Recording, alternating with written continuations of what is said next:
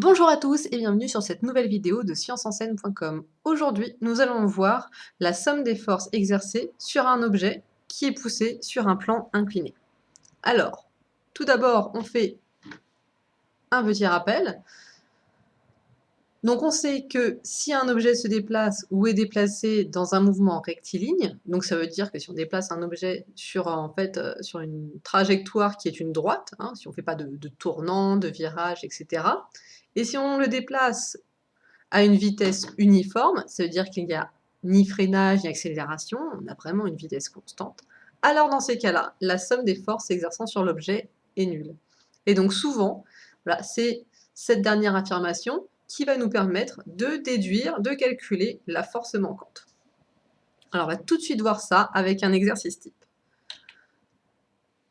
Donc ici, l'exercice, c'est le fait de pousser un piano qui a un poids P égale 1200 newtons sur un plan incliné. Donc faut imaginer un déménagement où on est en train de pousser un piano sur un plan incliné, par exemple pour le mettre dans un camion ou pour le faire monter d'une marche, etc.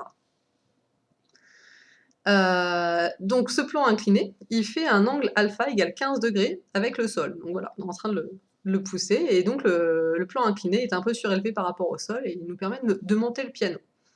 La question, c'est quelle force F doit-on appliquer au piano pour que celui-ci ait un mouvement rectiligne uniforme?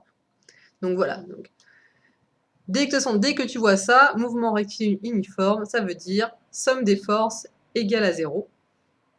Et donc ça, c'est ce qui te permettra, dans l'exercice, en fait, de pouvoir remonter à la force inconnue.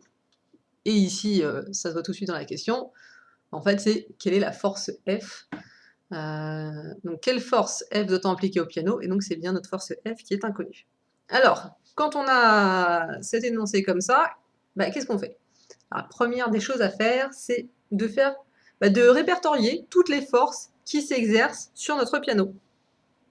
Alors pour ça, on prend d'abord un petit schéma. Hop, donc là ici tu as un schéma, donc ça c'est un schéma qui était donné dans l'énoncé, hein, donc déjà ça permet de bien se représenter. Donc ici tu as donc le petit bonhomme qui est en train de déménager le piano sur un plan incliné avec un angle de 15 degrés. Et donc ce petit bonhomme est en train d'appliquer une force F au piano pour le monter le long de ce plan incliné.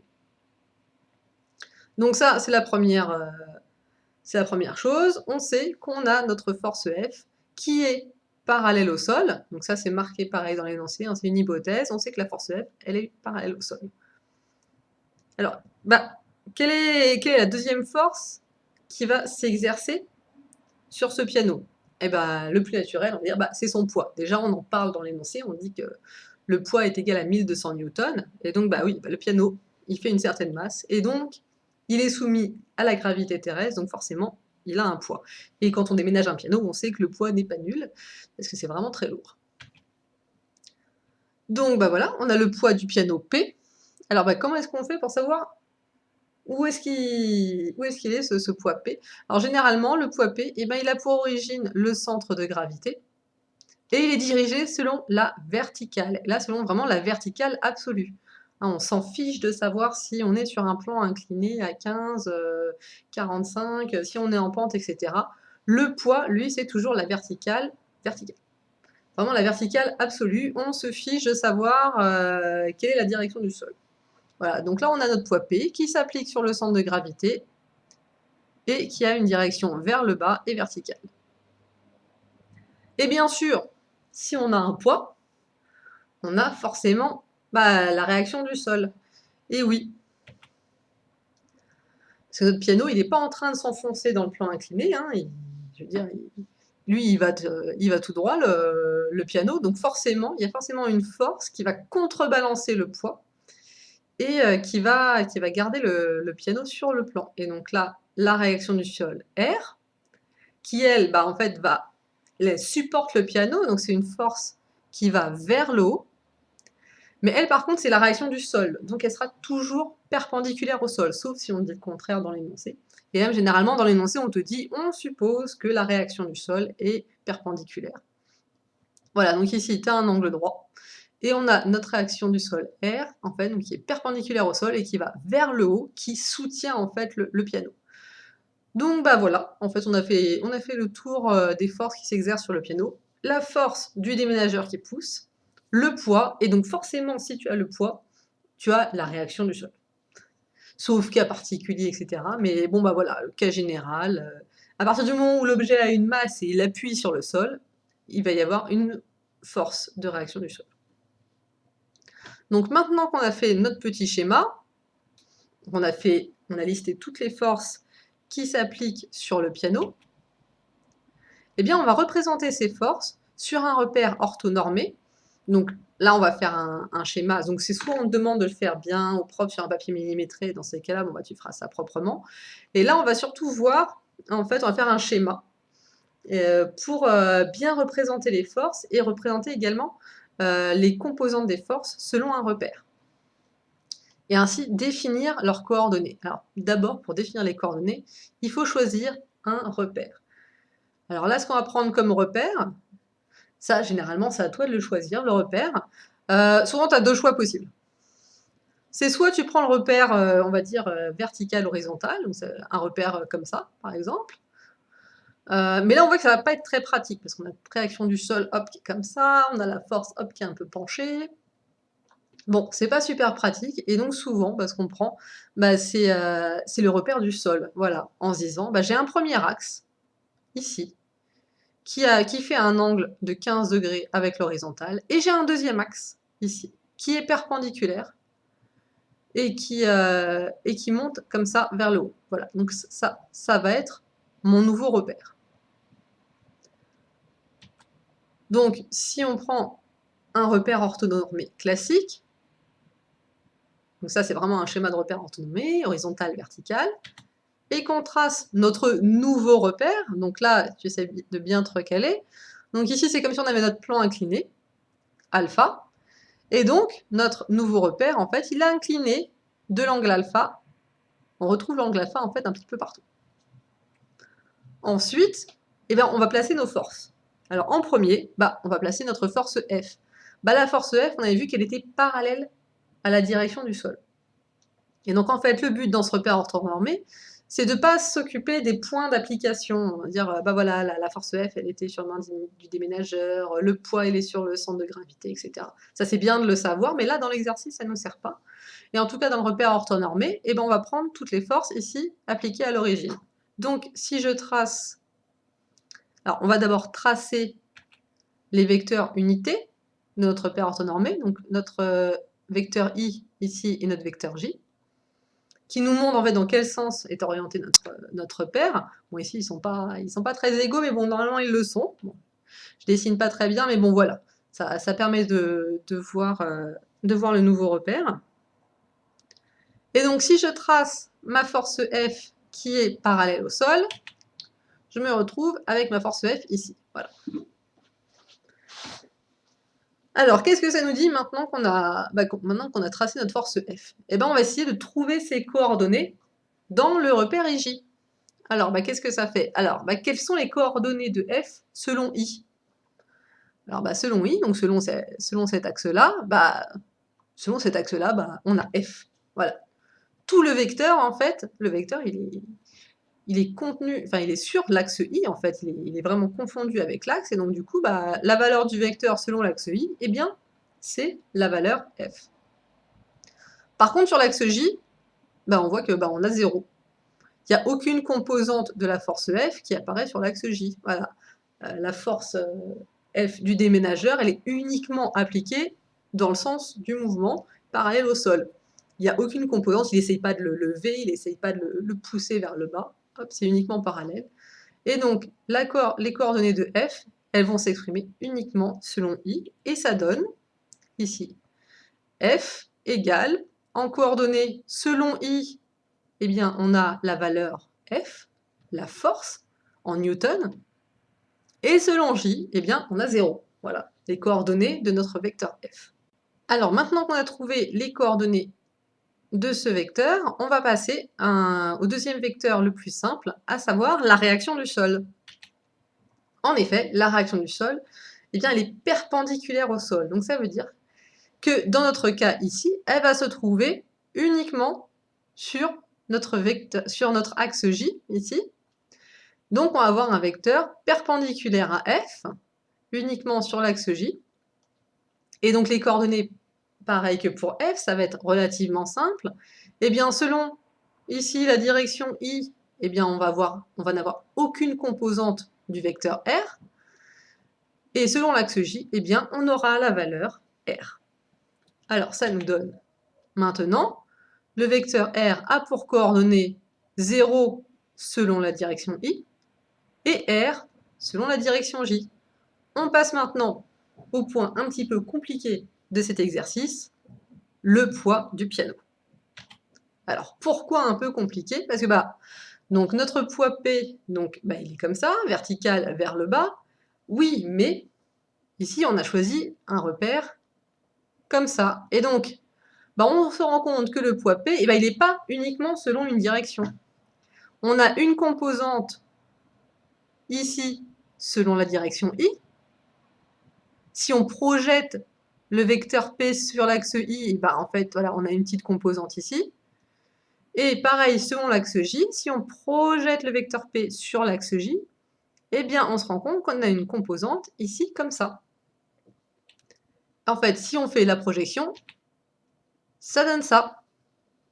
Alors, quels sont tous ces chiffres? Alors, on va d'abord s'intéresser en fait à la projection du vecteur P sur l'axe I.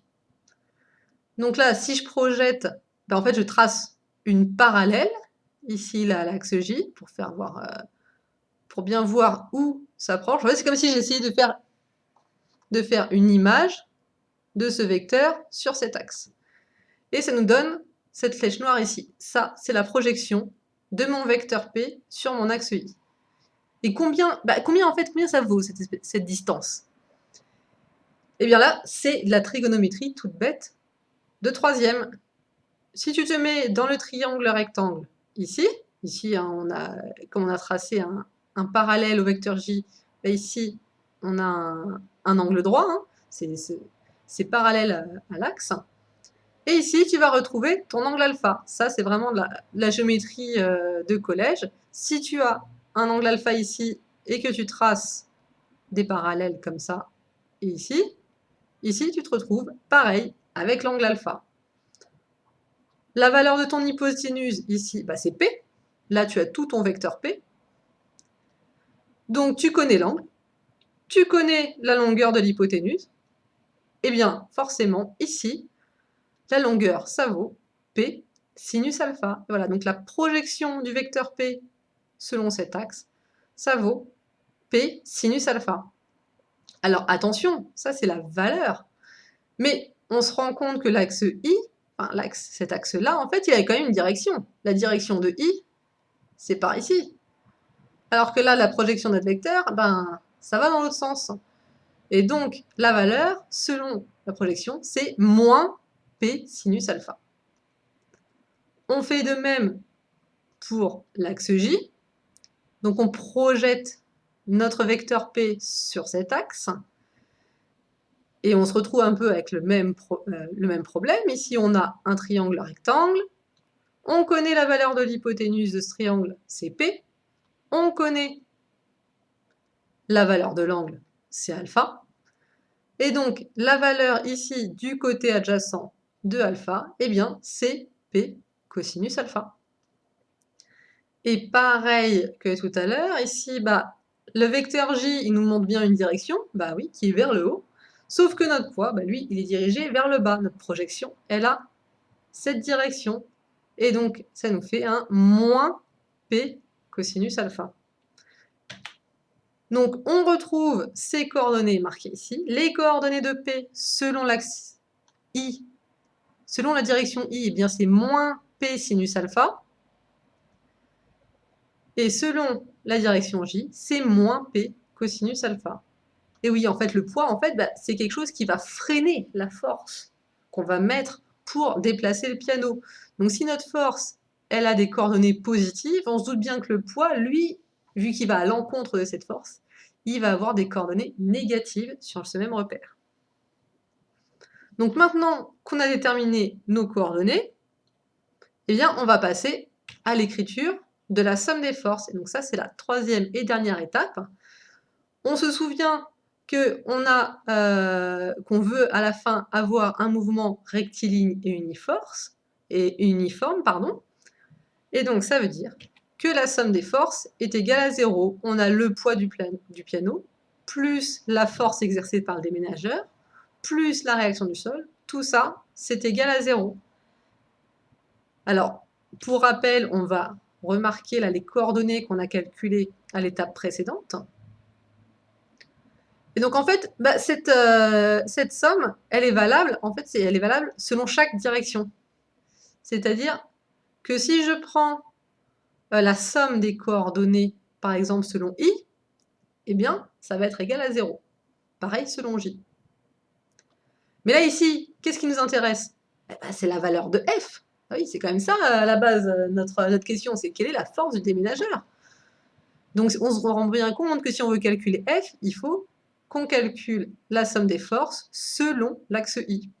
Donc, selon l'axe i, en fait, eh bien, la somme des forces, ça s'écrit, on prend juste la somme des coordonnées, hein, c'est vraiment tout simple, on prend f plus 0, ici la projection de R sur l'axe i, ça vaut 0, plus 0 moins P sinus alpha, eh bien, tout ça, c'est égal à 0. Donc, selon la direction I, on a F plus 0 moins P sinus alpha qui est égal à 0. En fait, on a juste pris cette équation qui dit que la somme des forces est nulle, et on a juste écrit, en fait, selon l'axe I. Donc, on a pris les coordonnées, les premières coordonnées de chaque vecteur, hop, et on a fait l'addition, et on sait que c'est égal à 0. Bon, alors maintenant qu'on a cette équation, bon, c'est quand même relativement simple, ça nous donne, forcément, si f moins p sinus alpha c'est égal à 0, ça veut dire que f est égal à p sinus alpha. Mais p, on le connaît, c'est donné dans l'énoncé, ça vaut 1200 newtons. Puis alpha, c'est pareil, on le connaît, ça vaut 15 degrés. Donc notre force, elle est égale à 1200 newtons fois sinus de 15 degrés. Alors attention, ici, tu as des degrés, hein, donc fais bien attention à ta calculette, parce que tu as plusieurs unités pour les angles, et vérifie bien qu'elle est en degrés, et pas en radians, etc. Ça, c'est surtout si tu as un modèle scientifique, et qui parfois, par défaut, il va être en radians, et donc ça va te donner des résultats faux alors que tu auras bien tapé à la calculette. Voilà, ça c'est juste un point, il faut bien penser à vérifier l'unité des angles dans ta calculette, surtout si c'est un modèle scientifique. Donc tu prends ta calculette, tu vérifies que tu es en degrés, et tu fais le calcul 1200 fois sinus de 15, et ça te donne une force qui est exercée par le déménageur, qui est de 310 newtons, si on veut déplacer notre piano à une vitesse uniforme et un mouvement rectiligne. Voilà, j'espère que cette vidéo t'a aidé. N'hésite pas à marquer des commentaires si tu as encore des questions, ou si ça t'a vraiment aidé pour résoudre tes exercices. Et surtout, tu peux également t'inscrire à ma newsletter si tu souhaites être mis au courant des dernières vidéos postées sur le site. Voilà, à bientôt sur le blog scienceenseignes.com.